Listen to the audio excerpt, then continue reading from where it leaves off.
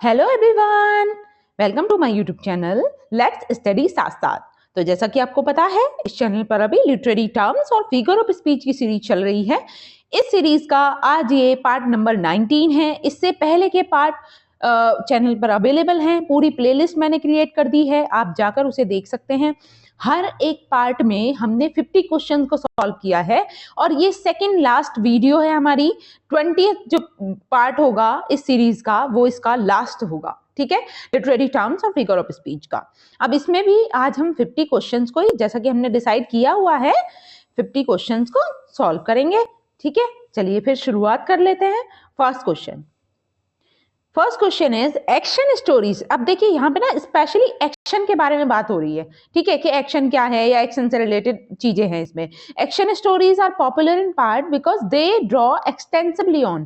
तो हम देखते हैं कि जो एक्शन स्टोरीज हैं वो पॉपुलर होती हैं because they draw extensively on, क्योंकि वो स्पेशली किस चीज पर फोकस करती हैं या किसको प्रभावित करती हैं? आर्कीटाइप्स को, मेटाफर, क्लासिक लिटरेचर या फिर कथारसिस। तो जो एक्शन स्टोरीज होंगी वो रिलेटेड होती हैं आर्कीटाइप से, ये चीज ध्यान रखनी है। Option number A is the correct answer. Moving to the next question. Next is also connected to action. Which of the following is an important technique for writing action stories? तो यहां पे पूछा जा रहा है कि इनमें से वो इंपॉर्टेंट टेक्निक कौन सी है एक्शन स्टोरीज को लिखने के लिए? ऑप्शन है think of each fight as a story in miniature, stick with archetypical gender roles which are fairly narrowly defined, keep the characters motivations very simple and straightforward, या फिर all of the above। तो क्या most important technique होती है action stories को लिखने के लिए? यस, जो एक्शन स्टोरी है भाई, इसमें फाइटिंग या फिर ये सारी चीजें ज्यादा रिलेटेड होंगी। तो इसमें जो मोस्ट इंपॉर्टेंट टेक्निक है एक्शन स्टोरी को लिखने की वो है think of each fight as a story in miniature. ठीक है, option number A is the correct answer. Moving to the next question. Next question is how can you make an action story more complex? आप किसी भी action story को और भी ज्यादा complicated और भी ज्यादा कॉम्प्लेक्स कैसे कर सकते हो? ऑप्शन है focus on character development, include some element of satire और spoof, focus on human drama as well as action, या फिर ऑल ऑफ द अबव। तो ज्यादा कॉम्प्लेक्स करने के लिए यहां पर राइट आंसर है ऑल ऑफ द अबव। सारी ही चीजें हमें देखनी होंगी। Moving to the next question. Next is a buildings can also be called. Buildings novel का भी एक कैरेक्टरिस्टिक्स है, तो इसको और क्या कहा जाता है? A romantic comedy, a coming of age story, a Roman tragedy, none of the above. What should be the right answer? Bildungsroman. Yes, bildungsroman को अगर हम दूसरा नाम देंगे तो वो है a coming of age story. Coming of age का मतलब है जो मेन प्रोटैगोनिस्ट है उसकी ना पूरे लाइफ टाइम को रिप्रेजेंट किया जाता है, उसके जन्म से लेकर आगे तक जो भी वो मतलब नॉवल के अंदर ही ना हीरो या फिर जो प्रोटैगोनिस्ट है वो बड़ा हो रहा है, उसकी पूरी ग्रोथ दिखाई जा रही है उसमें। ठीक है, तो वही है a coming of age story, that is bildungsroman. जैसे डेविड कॉपरफील्ड एग्जांपल ले सकते हो आप, डेविड कॉपरफील्ड का। नेक्स्ट है what is the hero's journey. तो हीरो की जो जर्नी है वो क्या है? The basic structure of Greek tragedy, another word for bildungsroman, a theory about the common trait of world mythology, या फिर all of the above. Yes, hero's journey, इसी को तो हम बिल्डिंग्स रोमान कहते हैं। तो राइट आंसर यहां पर भी क्या हो जाएगा? Option number B, another word for bildungsroman. Okay, moving to the next question. Next question is what is an anagram? Anagram क्या होता है? A rearranged word with a new meaning, a jumbled tongue twister word, या फिर a word written backwards, a meaningful abbreviation. What should be the right answer? Yes, anagram किसको कहा जाता है? Yes, एक rearranged word with a new meaning. Okay, एक rearrange word होता है जिसका कोई नया ही मीनिंग निकलेगा फिर। Option number A is the correct answer, that is called anagram. Next is what are anagrams used? For pseudonyms, for codes, for word play, या फिर all of the above. Anagram का यूज क्या होता है? हम सूडोनिम के लिए यूज करते हैं, कोड के लिए यूज करते हैं, या फिर वर्ड प्ले के लिए, या फिर सारी चीजों में इसका यूज किया जा सकता है। तो एनाग्राम का यूज हम हर जगह पर कर सकते हैं। हम सूडोनिम बनाना चाहे, किसी का निकनेम बना रहे हैं हम, वो उसमें भी यूज हो सकता है, कोड्स में भी यूज हो सकता है ना, और वर्ड प्ले में भी। Moving to the next question. Next is the purpose of memoirs is. Memoir का पर्पस क्या होता है, क्या उद्देश्य होता है मेमोर लिखने का? Just to tell a good story, political propaganda, to increase one's fame, या फिर any of the above? Yes, any of the above. इसमें से कोई भी ऑब्जेक्टिव हो सकता है, कोई भी पर्पस हो सकता है मेमोर का, ठीक है। Option number D is the right answer. Next question is a memoir is. Memoir क्या होता है? The same as an anecdote, the opposite of an anecdote, one of the individual stories in an anecdote, या फिर a collection of anecdotes. What is memoir? Yes, memoir is a collection of anecdotes, ठीक है। Option number D is the correct answer. Moving to the next question.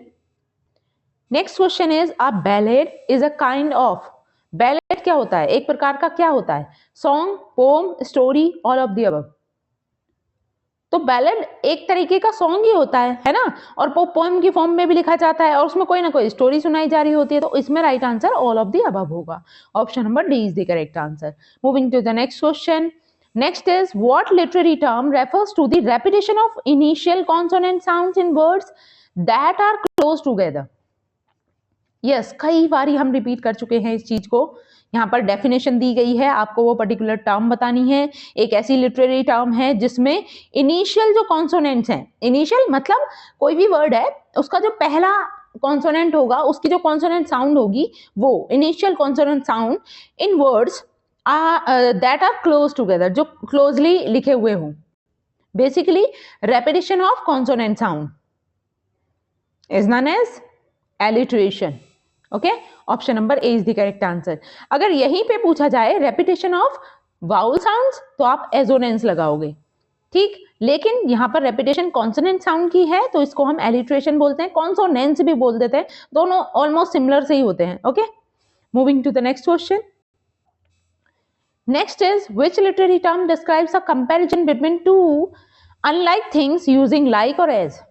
बताइए, एक ऐसी literary term जिसमें comparison किया जाता है दो अनलाइक वस्तुओं के बीच में लाइक और एज यूज करके। तो ये तो सबसे ज्यादा मतलब most easiest question for today.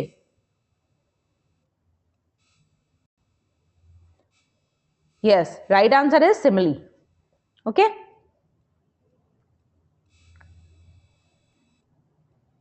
Moving to the next question. Next is what literary term refers to the use of exaggeration for emphasis or effect? irony, sarcasm, hyperbole, oxymoron? कौन सी वो literary term है जो refer की जाती है to use the exaggeration for emphasize or effect? मतलब बहुत चीजों को बढ़ा चढ़ा के बताना, एम्फसाइज करके बताना, तो ये है hyperbole. Option number C is the right answer. Next is which literary term describe a word that imitates the sound it describes? yes, यहाँ पे स्पेशली साउंड की बात होती है। एक ऐसी लिटरेरी टर्म है जिसमें एक वर्ड की जो इमिटेशन है या उसकी जो साउंड है उसको इमिटेट किया जाता है। तो ये एग्जाम्पल किसका है? ओनोमोटोपोइया, एलिट्रेशन, एजोनेंस, पर्सोनिफिकेशन। यस, जब भी साउंड की बात होगी आपको ध्यान रखना है ओनोमोटोपोइया।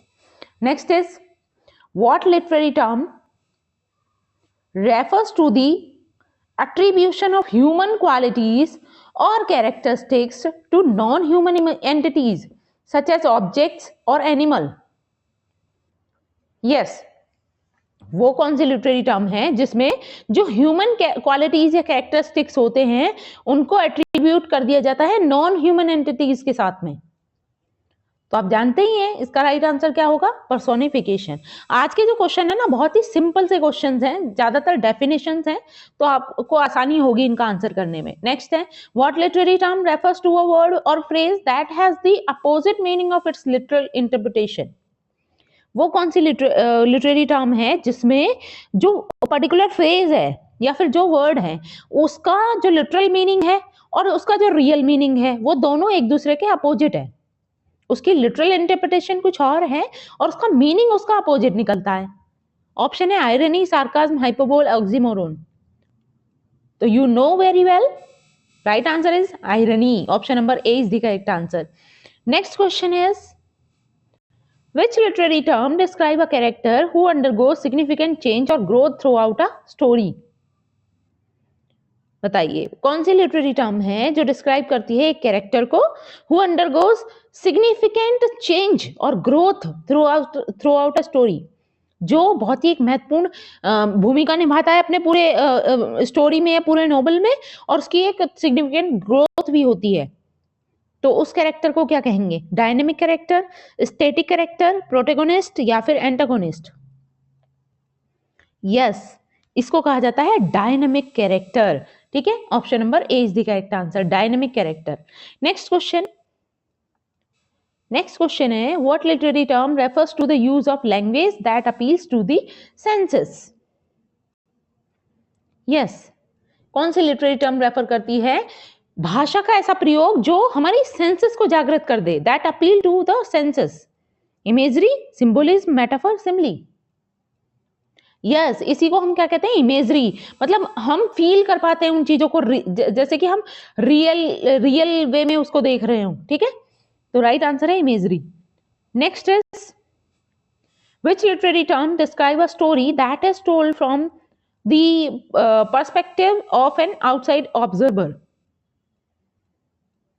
यस, कौन सी लिटरेरी टर्म एक स्टोरी डिस्क्राइब करती है that is told from the perspective of an outside observer? एक आउटसाइड ऑब्जर्वर का जो पर्सपेक्टिव है उसको दिखाने के लिए। फर्स्ट पर्सन नैरेटिव होगी, third person narrative, limited narrative या फिर ऑमनिसिएंट नैरेटिव? यस, जब कोई आउटसाइडर के द्वारा ऑब्जर्व किया जा रहा है उसके पर्सपेक्टिव के हिसाब से स्टोरी लिखी जा रही है, तो किस नैरेटिव में होगी स्टोरी? यस, वो थर्ड पर्सन नैरेटिव में स्टोरी होगी। ठीक है, क्योंकि कोई आउटसाइडर किसी अनजान की स्टोरी बता रहा है तो वो थर्ड पर्सन नैरेटिव में ही बताएगा, है ना, ही शी का यूज करके ही बताएगा। Next is first person, second person, third person, आप जानते ही होंगे प्रोनाउन के। ठीक है, what literary term refers to the repetition of vowel sound in words that are close together? तो जैसे हमने देखा था रेपिटेशन ऑफ कॉन्सोनेंट साउंड, यहां पर बात हो रही है वाउल साउंड की, रेपिटेशन ऑफ वाउल साउंड। ठीक है, जो वर्ड क्लोज हैं टुगेदर, क्लोजली रिप्रेजेंटेड हैं टुगेदर, और उनकी जो वाउल साउंड की रेपिटेशन हो रही है उसको हम क्या कहेंगे? Yes, assonance. ठीक है, option number B is the right answer. Moving to the next question. Next is what literary term refers to the character who opposes the protagonist? Yes, protagonist का अपोजिट कौन होगा? अगर हम लिटरेरी टर्म या literary style में पूछें तो protagonist का opposite antagonist. Option number A is the correct answer, antagonist. ठीक है, next is which literary term describe a story that has a happy ending? वो कौन सी लिटरेरी टर्म है जिसमें एक स्टोरी की हैप्पी एंडिंग होती है? ट्रेजेडी, कॉमेडी, रोमांस या फिर सटायर? तो यूजुअली हैप्पी एंडिंग कॉमेडीज में हमें देखने को मिलती है, जैसे शेक्सपियर की कॉमेडी देख सकते हो, ज्यादातर वेडिंग पर खत्म होती है ना, सब कुछ ठीक होकर लास्ट में क्या हो रहा था, वेडिंग सॉन्ग पर खत्म होती है, तो वो comedy. Okay, happy ending comedy. Next is what literary term refer to a character who opposes the protagonist? ये रिपीट हो गया है क्वेश्चन, ये एंटागोनिस्ट इसका राइट आंसर। अच्छा, मैंने रिवर्स कर दिया, सॉरी, यहाँ पे कॉमेडी हो जाएगा। अब चलते हैं क्वेश्चन नंबर 23 पर। What literary term refers to the use of words to convey a meaning opposite of their literal meaning? तो ये भी हम देख चुके हैं, मतलब देखो ये है कि लिटरल मीनिंग कुछ और है उस फ्रेज का या वर्ड का, और उसका जो रियल मीनिंग है वो उसका अपोजिट निकलता है, तो ये होता है irony. Option number A is the right answer. Next is which literary term describe a character who remains unchanged throughout a story? एक ऐसे कैरेक्टर के लिए हम कौन सी टर्म देंगे जो कैरेक्टर पूरी स्टोरी में अनचेंज रहता है? Dynamic character, static character, protagonist, antagonist. जो अनचेंज्ड रहे पूरी स्टोरी में उसको हम स्टैटिक कैरेक्टर कहेंगे। Option number B is the right answer, static character. Next question, what literary term refers to the use of language to create a vivid and sensory experience? बताइए, imagery, symbolism, metaphor या फिर simile.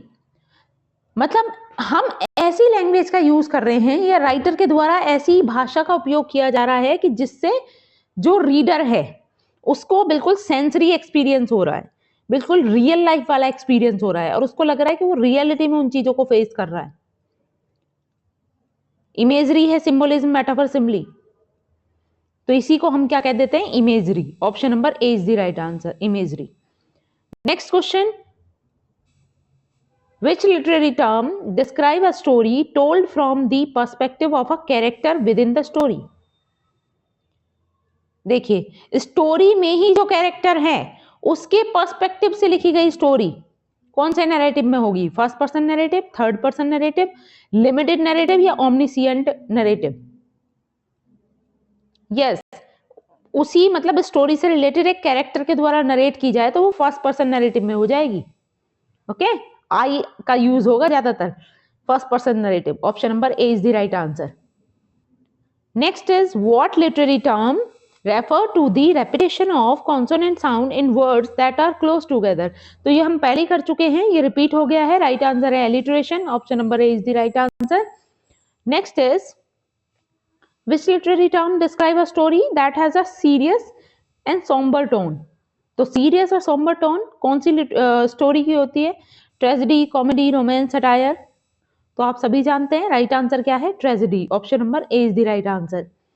Next is what literary term refers to the use of language to convey a deeper meaning beyond its literal interpretation? तो यहां पर क्या है कि उस लिटरेरी टर्म को हम क्या कहेंगे जिसमें ना जो हमारी फ्रेज है, कहा गया refers to the use of language to convey, मतलब ऐसी लैंग्वेज का यूज किया जा रहा है टू कन्वे डीपर मीनिंग।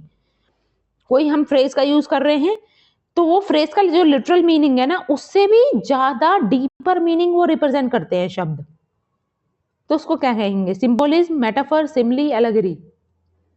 इसको कहते हैं symbolism. Option number A is the right answer. Next is which literary term describe a story that is told from multiple perspectives?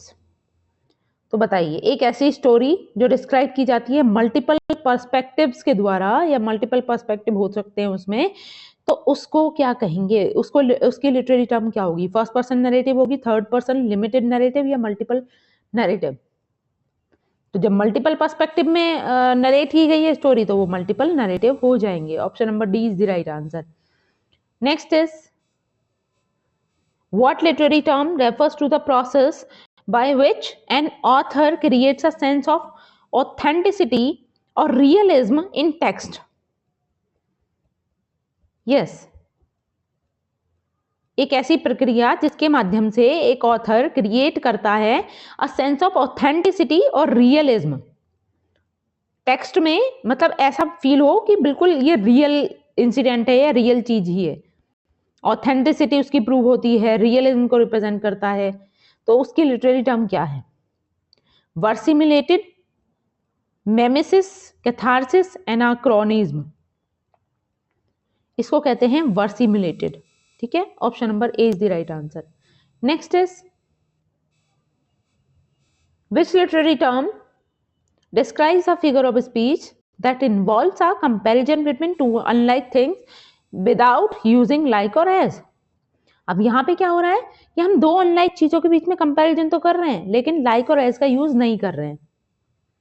तब क्या होगा right answer? Metaphor. Option number B is the correct answer. और metaphor को हम implied simile भी बोलते हैं। What literary term refers to the use of language to create a sense of tension and anticipation in a text? बताइए। Suspense, फोरशैडोइंग, imagery या symbolism? कौन सी लिटरेरी टर्म उस चीज के लिए रेफर होगी जहां पर हम भाषा का इस तरीके से यूज करते हैं जो टेक्स्ट में एंटिसिपेशन या फिर टेंशन क्रिएट कर दे, टेंशन का सेंस या एंटिसिपेशन का सेंस क्रिएट कर दे। यस, इसको कहते हैं foreshadowing. Option number B is the right answer, foreshadowing. Next is which literary term describe a character who serves as a foil to the protagonist? Antagonist, dynamic character, static character या foil character? Yes, इसको कहते हैं foil character. ठीक है, option number D is the right answer, foil character.